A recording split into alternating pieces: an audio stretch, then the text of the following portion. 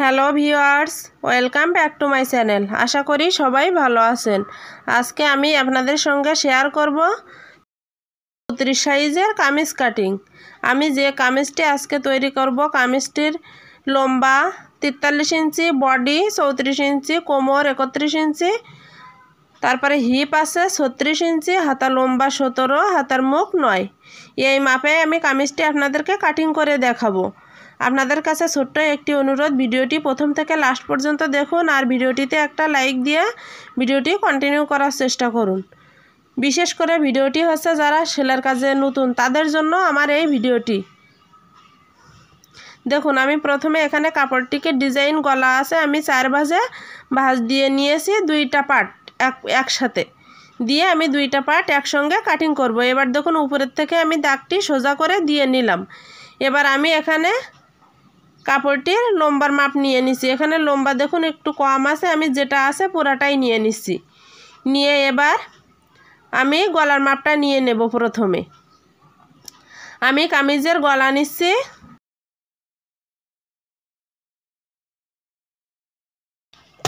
6.5 ইঞ্চি, কোমর নিচ্ছি 14 ইঞ্চি, খোলা পাশ থেকে একইভাবে আমি একই মাপটা নিয়ে নিচ্ছি। এপাশেও বগল মহড়া নিচ্ছি 6.5 ইঞ্চি আর কোমর নিচ্ছি 14 ইঞ্চি। এবার আমি এই দাগগুলো আস্তে আস্তে মিলিয়ে দেব।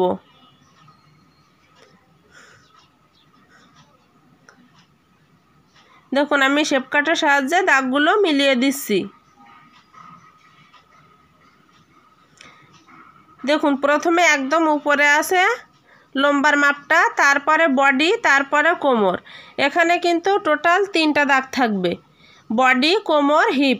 এবার এখান থেকে আমি হিপের মাপটা নিয়ে নিচ্ছি। দেখুন, এখানে বডির মাপ থেকে ওখান থেকে আমি 14.5 ইঞ্চিতে দাগ দিয়ে নিলাম হিপের মাপের জন্য। এখানে হিপ আপনারা 14.5, 14, 15 আপনাদের পছন্দ অনুযায়ী কিন্তু এটা দিয়ে নিতে পারেন। আবার যদি একটু বেশি চান তাহলে 16 ইঞ্চিও দিতে পারেন। দেখুন, এখানে আমি বডির মাপ, কোমরের মাপ, হিপের মাপ সোজা দাগ দিয়ে নিয়েছি। এবার গলার মাপটা নিচ্ছি। দেখুন, 2.5 ইঞ্চি। আর এখানে বগল মোহরা যা নিয়েছিলাম পুটটাও ঠিক একই নেব। এখানেও 6.5 ইঞ্চিতে দাগ দিয়ে নিলাম। এবার এই দাগ দুটো আমি মিলিয়ে দেব।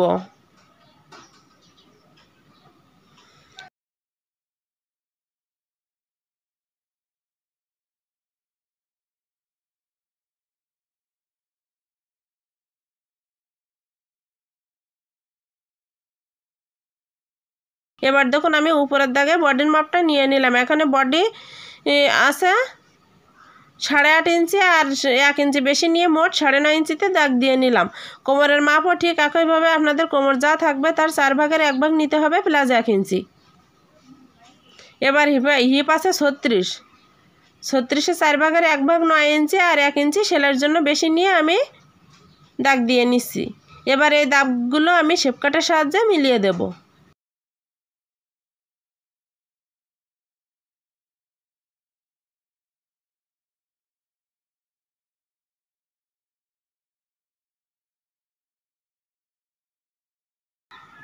এবার দেখুন, আমি নিচে ঘেরের মাপটা নিয়ে নিচ্ছি। এখানে জামার ঘের আছে 24 ইঞ্চি, তাহলে 24 ইঞ্চির অর্ধেক নিতে হবে 12 ইঞ্চি আর 1 ইঞ্চি বেশি নিয়ে 13 ইঞ্চিতে দাগ দিয়ে নেব।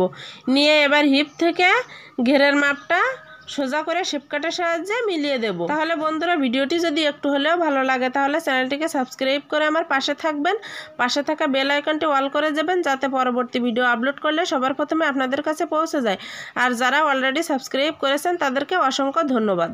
আর যারা ফেসবুক পেজ থেকে দেখছেন তারা অবশ্যই লাইক এবং ফলো বাটনে ক্লিক করে সাথে থাকবেন। একদম লম্বার মাপ থেকে কিন্তু 1/2 ইঞ্চি ডাউন দিয়ে দিচ্ছি। এবার বগল মহড়া থেকে 1 ইঞ্চি উপরে উঠিয়ে তালপাটের অংশটা ড্রয়িং করে নিচ্ছি। আর তার থেকে 1/2 ইঞ্চি উপরে উঠিয়ে ব্যাক পার্টের দাগটা দিয়ে নিচ্ছি।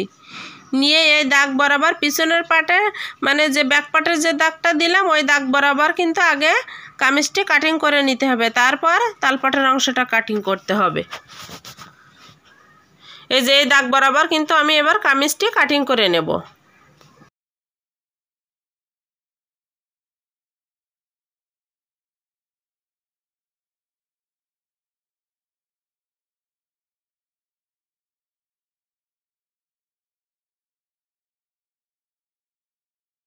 তাহলে বন্ধুরা ভিডিওটি কেমন লেগেছে অবশ্যই কিন্তু আপনার মূল্যবান মতামত কমেন্ট করে জানাবেন। আর যদি কোথাও বুঝতে সমস্যা হয় অবশ্যই কমেন্ট করে জানাবেন, আমি উত্তর দেওয়ার চেষ্টা করব।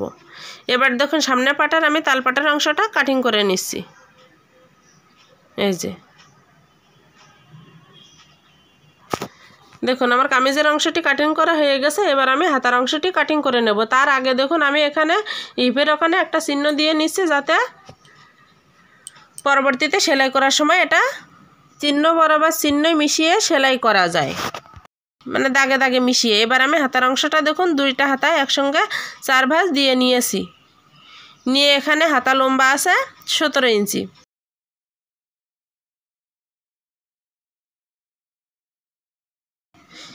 এবার এখান থেকে 17 ইঞ্চিতে একটা দাগ দিচ্ছি, আর তার থেকে 1 ইঞ্চি বেশি নিয়ে আর একটা দাগ দিয়ে নিচ্ছি।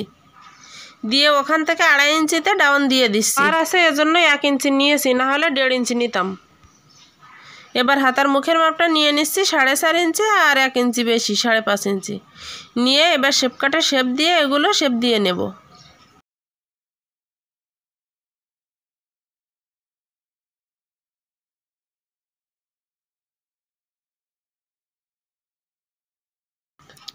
এবার আমি দেখুন দাগ বরাবর কাটিং করে নিচ্ছি।